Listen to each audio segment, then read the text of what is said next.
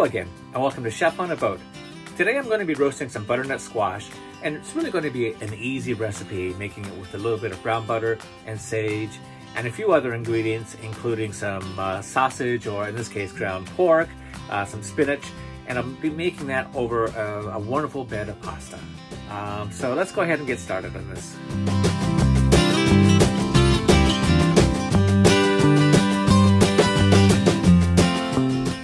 With the butternut squash, I'll trim the end off and then cut it right in the middle, just above the bulbous part where all the seeds are.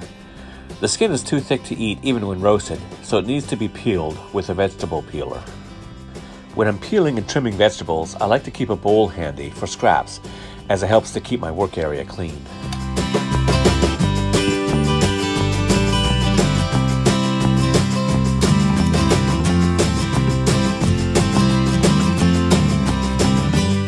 A spoon works best for scooping the seeds out, and you can actually keep the seeds and roast them later for a nice snack.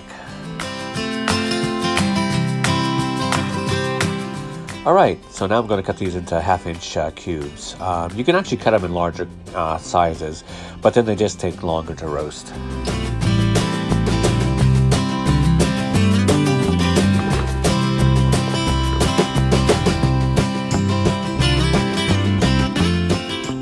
Okay, before I roast this in the oven, I'll add a little bit of olive oil, some pepper, some salt, and I'll chop up some fresh sage and just add it to it as well.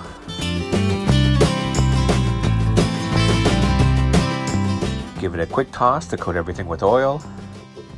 And before it goes into the oven, I'll add some onions to roast alongside with it.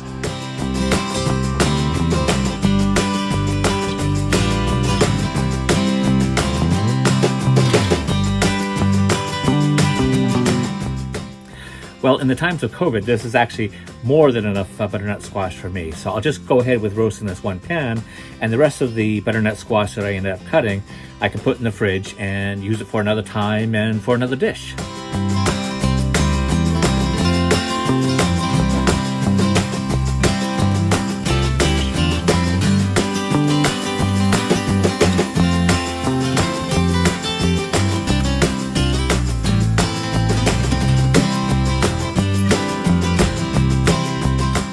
While I wait for the squash to finish roasting, I'll start cooking the sausage, or for tonight, I'm using ground pork.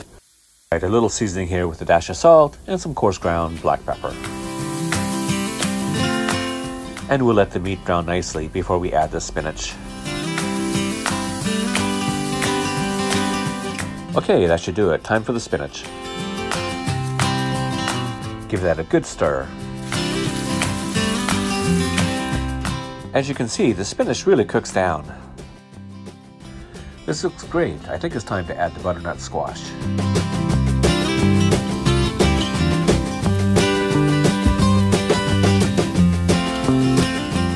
I forgot to oil the sheet pan first, so this is sticking a little bit.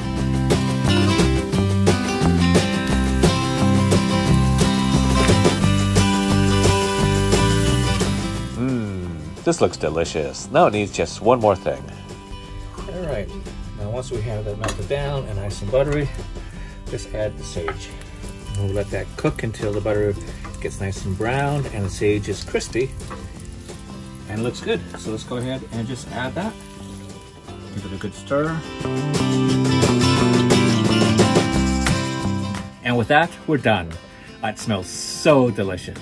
Now you can actually have it just as it is, or you could use it as a side with pork, beef, like steak, or even a nice roast. But I'm going to have it over a bed of farfalle or bow tie pasta, which is for me one of my favorite comfort foods. If you like this video, give it a thumbs up. And if you haven't already, please subscribe. Until next time, bon appetit.